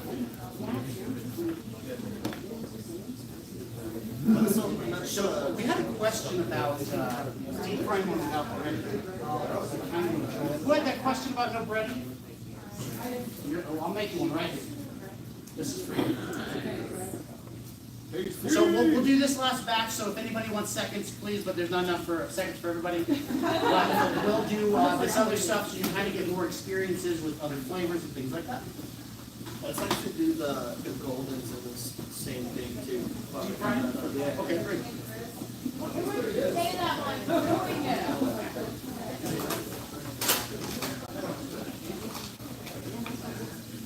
So I noticed when you, you didn't wash it. Nope, we don't use any sprays. I mean, there's no bugs that will crawl in and hide in there. There's no insecticides. Yep. Yep. If you were to put that under water, it's gonna absorb the water, and you're gonna get a bit of a diluted flavor. If you had concerns about something wrong with this, you would want to dust. If you needed water, sure. We just know our situation is sanitary, so for those reasons, that's why we did it. It would be situational. Yeah. And ones that I found out in the mountains for sure, I'll even just brush them off. Really, I don't even wash them off with water.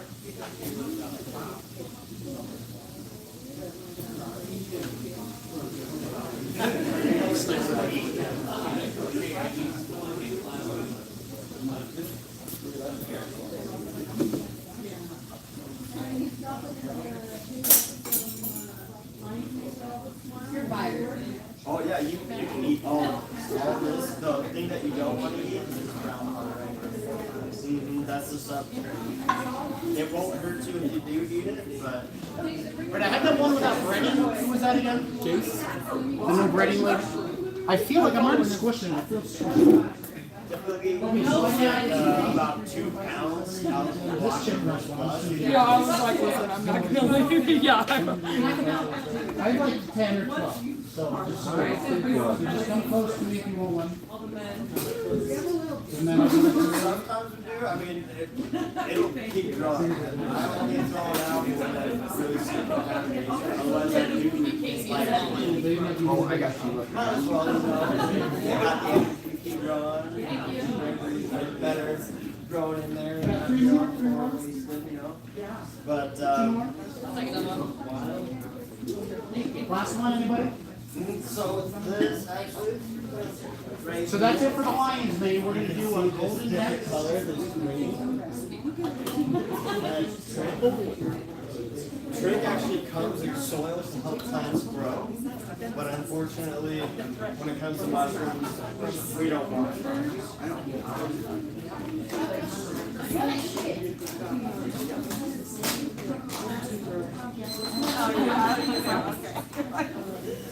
So when it's ready, you definitely want to harvest all of it when it's ready. If all of it's ready, harvest it, and then you can dehydrate it and use it later. Did anybody didn't like it? And it's okay if you didn't like it. Did anybody just like, oh, that's not for me? Anybody? Because I'd be very curious to kind of hear about it. No? Nobody? Okay. Everybody loves it. Yeah. You liked it. Oh, really? Let me get some crap. It's also a culinary. More open, so it's flavor.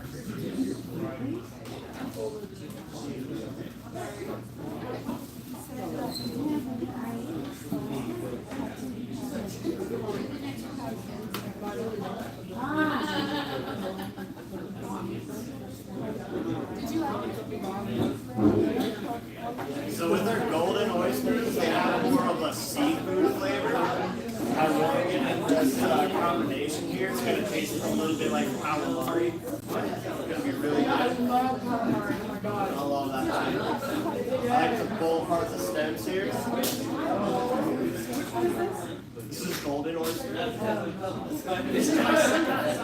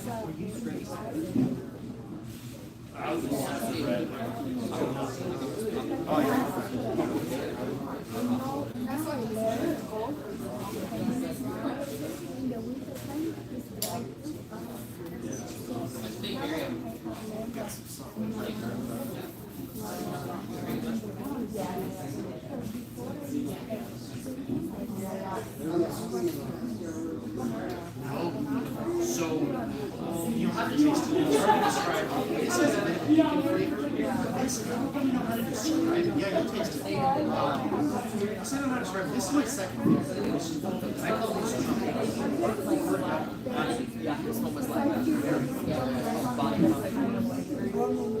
the oil kind of tampers it out.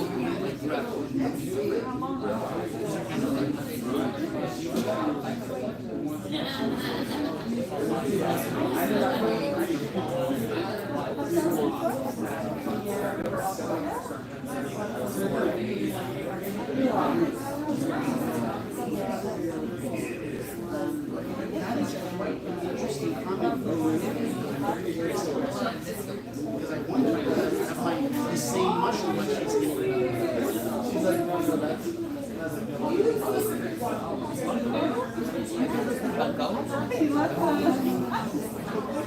so everything here is going to be the same metaphor, the same group dimension, or what do you know, the same crust that's not on the side. So, but as far as the flavor, it's just the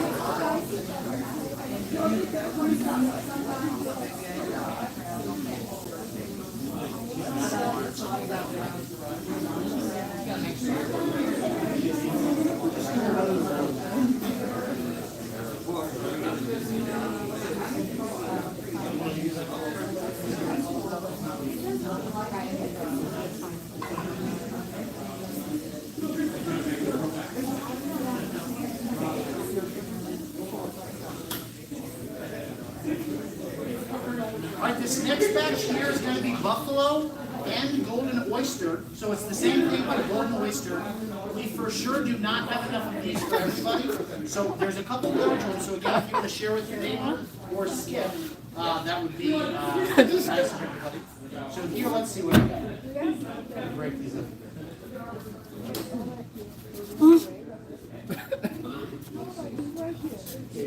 So I probably have 10 here. Golden oysters, we have buffalo as well. These are the fried. So this will be the last fried we do of this flavor. Did you want one? I'll give you this. Share with the neighbor if you like. Oysters? Golden oyster. Almost on the ground. All right, guys, we have like 5 more. Who else? I'll give you that. You guys can a couple little guys. That's the last one. That's something in there. We have a couple more of the buffalo coming up. But that's the last one.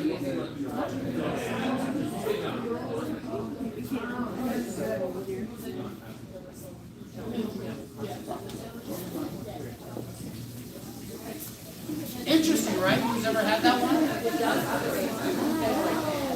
The saute is going to change the texture quite a bit, and it does feel like a different mushroom, the saute version, which we'll do next.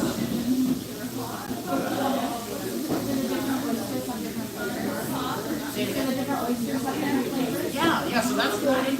We only have a little bit of pink, which we'll do, but it has a very different flavor. Same with the blue. There's also blue that we have. What is that one you can say? That's golden oyster. The one we just did. About a half one.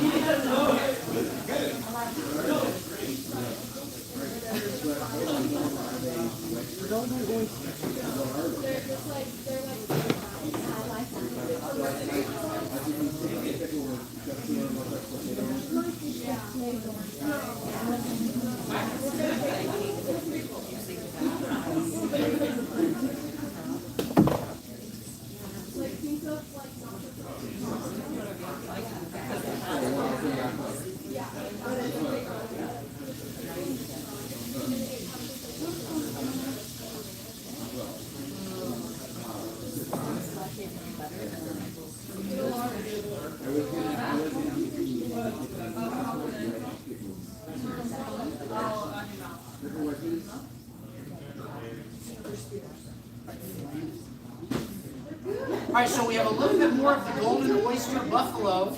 Let's see, I have 1, 2, 3, 4, 5, 6 of them. So if you had this one earlier, please don't take one. So I have 6 more of this. Give you a nice good one there. Anybody else? So this is golden oyster buffalo. It's the same deep fry, but a golden oyster is the last thing. Same fry. Yeah, they're all individual and company. Thank you.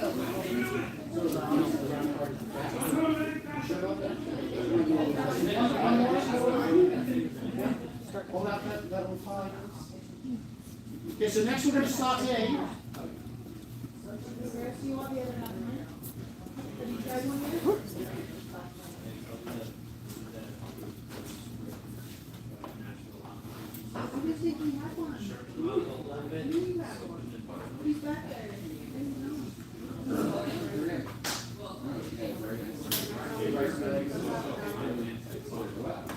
What do you think, guys?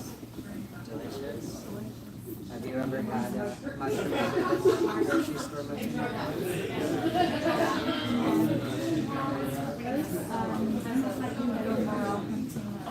You would?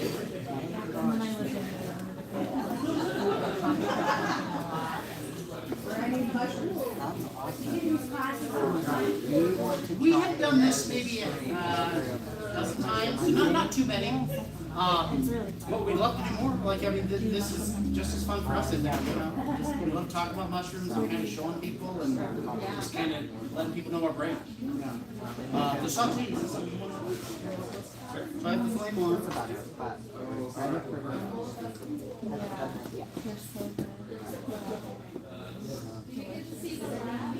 Yeah, we'll show you that in a little bit. Why don't we start cooking up just because there's the So we're gonna saute some up. Obviously that takes a few minutes. So if I can tour around, kind of show you the grow room and the lab, things like that. It's a little tight, so can't fit everybody. But peek your head in there, and we can ask questions or talk about things. If you guys want to follow me. Can we take turns in the lab? Yeah, I mean just.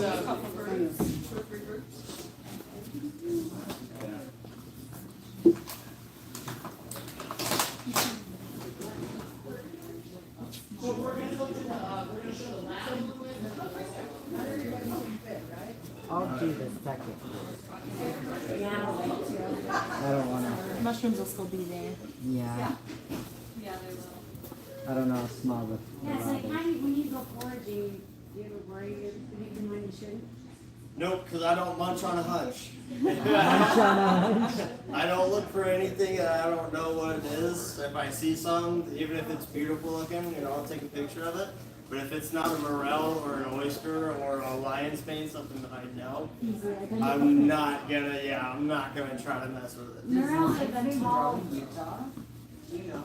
I swear I've seen a post on Facebook where Maybe somebody was someone finding found one up high. Yeah, really high elevation. Yeah, you know, in the Uintas, which is where you're gonna find a lot of good mushrooms. There's a lot of good foraging groups that go out and find them. Do you go with the Mushroom Society in Utah? I mean, Utah has a big group.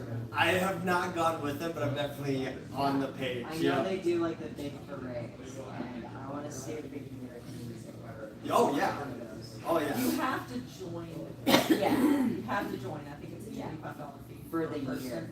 For the year. And then you can go on all the You parades. can go on all the and parades, classes. yes. And then you do a fungi festival. Yes, yes.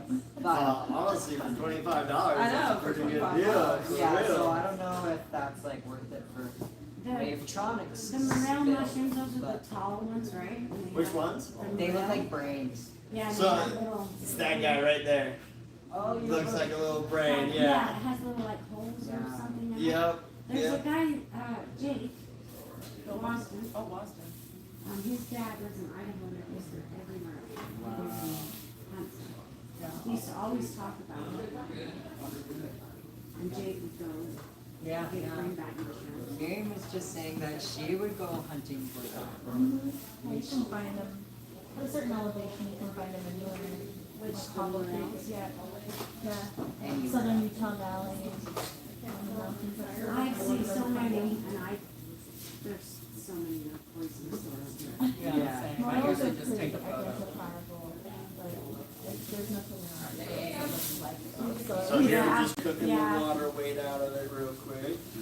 You put it in with nothing, right? What's the best way to clean them? They don't clean them. Yep, we don't have to clean them, we don't use any pesticides. Not the Well, There's no dirt or anything getting in there. that.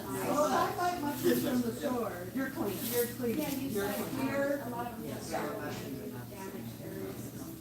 Yep, wildfire. Jason, Can we have mushrooms for lunch?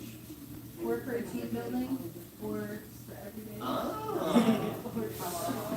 Did they have another fire up there? Okay, yep. Yeah, I remember that fire. It wasn't crispy. I love mushrooms. That's where I found the oyster mushrooms too, is up there. I've also found morels up there as well. Payson is definitely a great spot to go look for sure. Yeah, there's definitely books that you can see. I mean, There are some mushrooms that have lookalikes, but if you're talking like oyster mushrooms, as long as you see it has these gills, not polypore, and it has these shells, you can be pretty darn certain it's so the gills, so some mushrooms have gills, some mushrooms have tiny, tiny spores, or pores, I should say. Some have the teeth.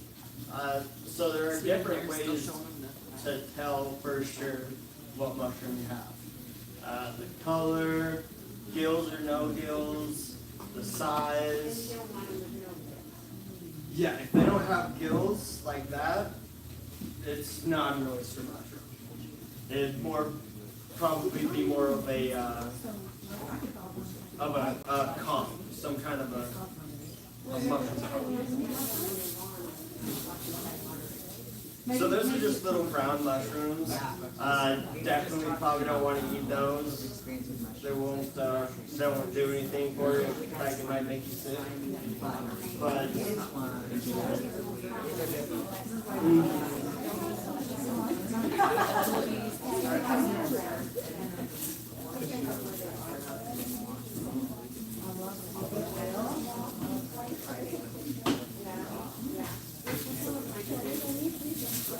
right, yeah.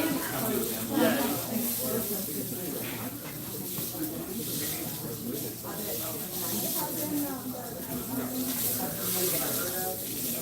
I am attracted to all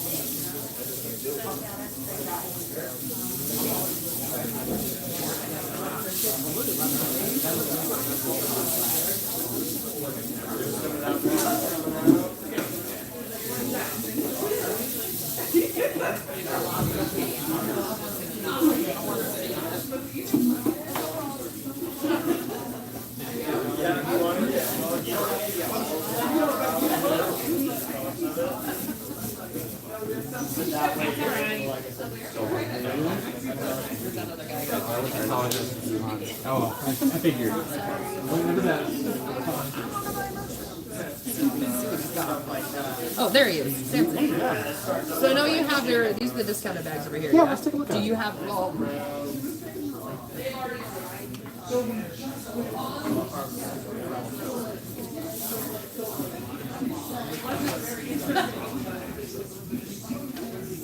So definitely on a tree, a dying tree. Yeah, hardwood of course. That's what we aim for with our oak. Interesting. Like you're growing with hardwoods, typically. And that's our oysters and lion's mane. I don't know if you've heard of chaga. Chaga is a really good medicinal mushroom that grows on birch trees. And that's the only way they're able to get like the real nutrients by growing on their birch trees.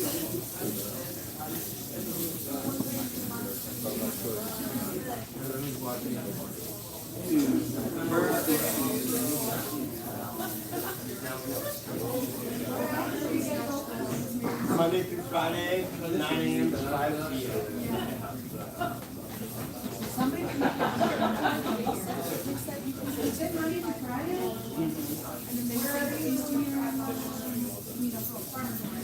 So we have the Provo Farmers Market on Saturday. That's going to come on in October. Then I'm also at the Alpine Farmers Market on Thursday at Heritage Park. And then we also do the Bohemian Bum Market. That's in Salt Lake. Every first Sunday of every month. And that I think we have 2 more. So. You guys watch that one? Yeah. It was like rock oyster instead of I feel like I recognize it. Okay. Yes. Yes, where's anything? Yes, that's Hey, there you are. Heck yeah.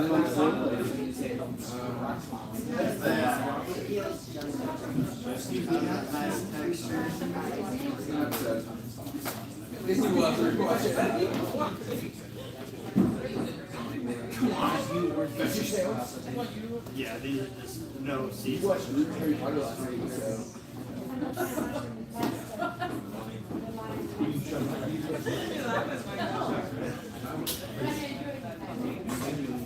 Anybody who'd like to try and stack this and this? Let's turn up some more lines.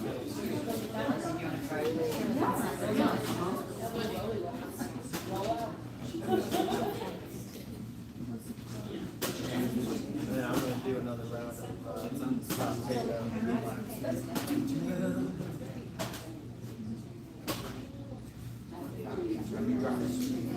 I love that. Juicy chicken. It's a very wet flavor, so in your mouth it's very like moist. I just like just accept it as what it is. It is so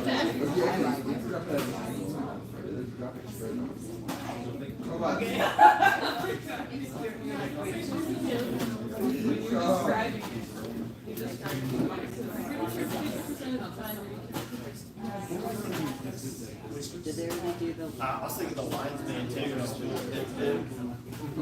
But I want them to have that mushroom Just working, and I was like, ooh, this is how it is. And I was like, nope.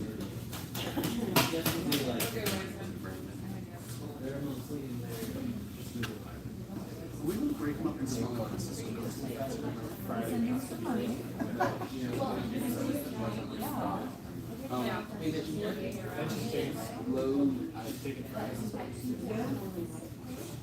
Sylvia came out, she's like, can I have 2 pounds? The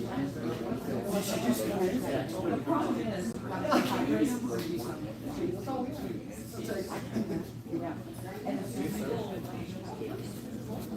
That would have been 2 pounds.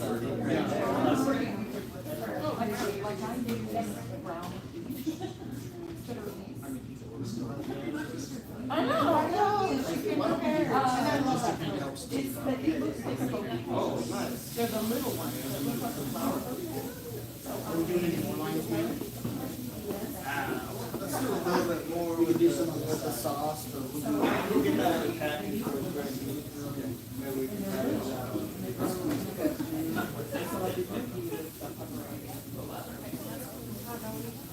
and the stems, you get all of it, and they hold it.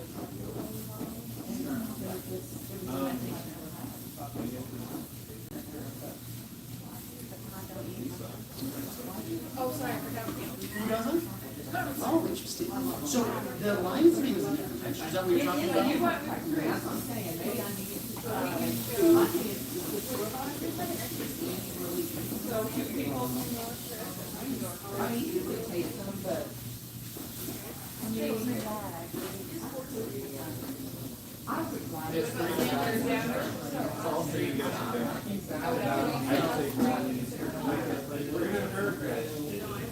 Chris, Lily and Sherman are going back down, so.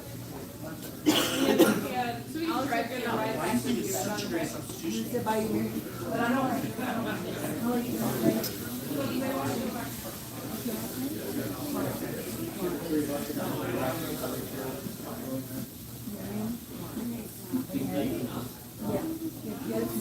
better than yours. He's going now.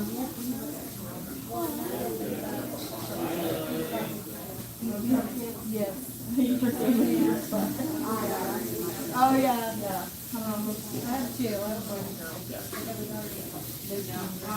One's almost, one's a teenager. Oh, that smells so good. Same, yeah. I just want to get what we're doing.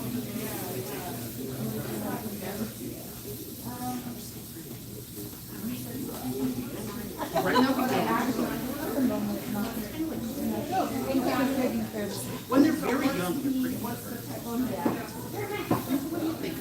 How would you describe that? The flavors is like bacon flavor. Texture, I would say about the same as our golden oysters. Kind of soften up when you cook them.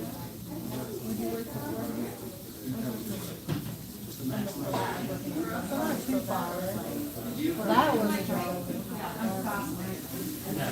But maybe she's not. You just don't have to go that far out there. I think the majority of my. Maybe quite a bit, maybe more golden. We'll have to portion this lion's mane up because that's what we have left. There's a couple pound and a half here, so we have 8 portions there.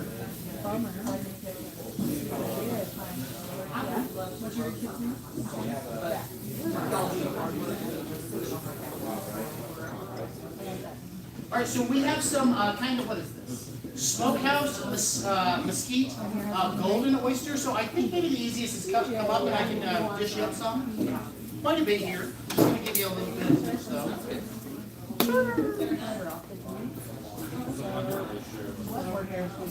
This is my second favorite. There's more things here to hold it. We have more of this coming and also some lion's mane coming. What I like to do with this, I like to treat this like a side dish. I'm gonna have my main entree item. I'm gonna have another vegetable item, and then I like this as like a third item in the meal. Anybody else? That's it? Oh, we're not running out here? Did anybody want to try more of some mesquite flavor? Come on, I wait. don't have my plate though. Use your hands. Thank you. Yeah, Nathan knows kind of more of the specifics of that. Yeah, it's really good like that. I would say, if you are living a healthy lifestyle and you're eating mushrooms regularly, you can absolutely accentuate and add to your health. If you're just eating them once a year, you're not gonna get the full benefit of the potential benefits that mushrooms can. Shouldn't be too hot at the moment. Yeah, I'll pull those up here in a minute. Ready? It's one that you showed. So these weren't flavored. We had a request of lion's mane unflavored. So this is lion's mane here, no flavor. So it's just a cook on it. Anybody? Yep. Casey? Yeah. Unflavored lion's mane. Unflavored lion's mane? Yep. Got 5 more here. Oh, he's got more. Do you want? Anybody else? Lion's mane? Might be spicy. It's the same? Yeah. It's all just plain like. So again, this is lion's mane, just something, there's nothing on this guy. There might be a little buffalo from like the other part of the pan. It tastes a lot like regular mushroom. Do you not like regular mushroom? I love them. Yeah, we saute them all the time. I saute this the same. A little bit of calendars, a little bit of oil.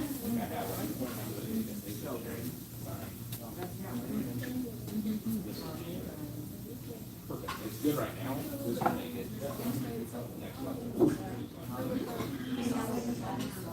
Okay, so this is the last of what we have. This is gonna be that, that smokehouse mesquite, golden oysters. This is gonna be the last that we're cooking for today. So if you want, any additional, it's right here for us. So then, I have 2 more little lion's mane. If anybody wants that? Yeah. Just like the mushroom that we ate, but it's so good. I'll set this down. Anybody help yourself if you like it. We got another walker here. Start loading everybody up. So pretty interesting. We fell in love with mushrooms. I noticed, so I started this about 2 years ago, and you say mushrooms to anybody, like even just these mushrooms. I'm not necessarily talking about the special ones. You just say mushrooms to anybody, and you see like a twinkle in their eye, like of interest of like you ever be walking in your grass and you see a mushroom, everybody's gonna look at it and just in awe. Why is that? Why is that? It's so interesting. That I've always had that mentality, and I was like, well, there's not a market here for people to grow, because really in all of, I want to say Utah County, there isn't a single company like ours that grows like this. You can go to Harmon's and get, but they're probably in France or California that they shipped in. But here, I mean, like that lion's mane was picked seconds before you ate it. So that's kind of how we got into it. It's just mushrooms are just beautifully magical. So really appreciate you guys coming. Obviously, I'm here till 5, so you can stay as late as you want. Any other questions, thoughts? We can ring stuff up if you guys are interested in getting anything. Nathan or myself can help you with that. We take Venmo, card, cash, we take all the options. Yeah, so that, see you guys as well. Thank you very much. It was awesome. This trash can's kind of littered around. No, we got it. We got plenty of here. Please, yeah, take them up, take them up. Feel free to just send it here too. We're not moving it here. Yeah. We have business cards up front, or the phone numbers out front. Great. Take it up, take it up.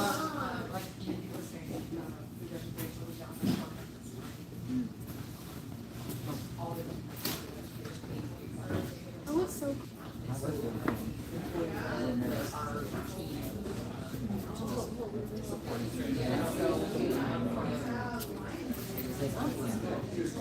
We would love to, I mean, whether we're doing an on-site thing, I think we're gonna get some decent sales. It's not necessarily about.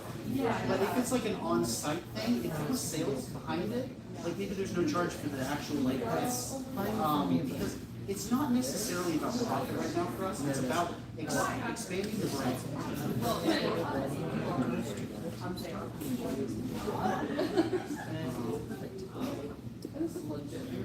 Okay, yeah. So we're trying to expand their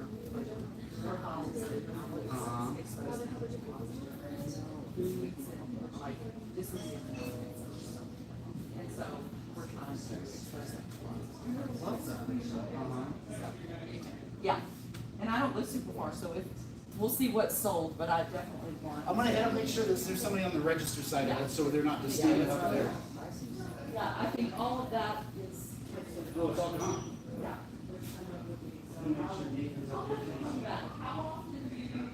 We're here Monday through Friday, 7 o'clock. Every Monday. So every week we have.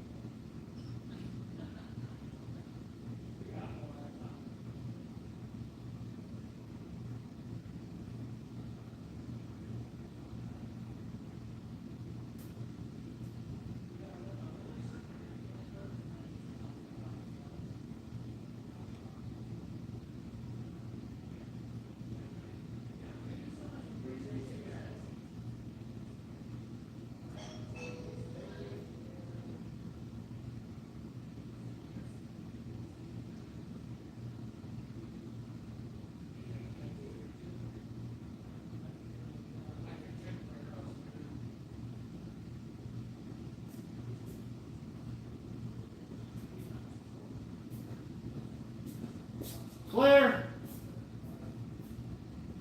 Clear? Clear? Okay, start now. Yes, Yes. I was mumbling it.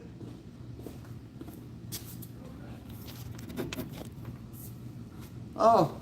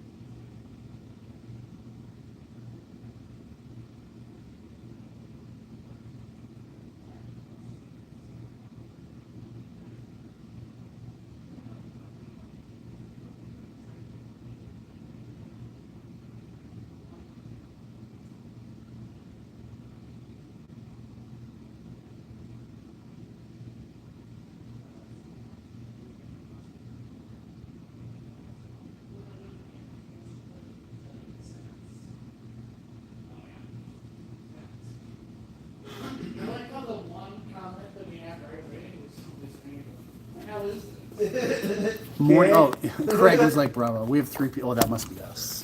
All right, so live 2 hours, 20 minutes.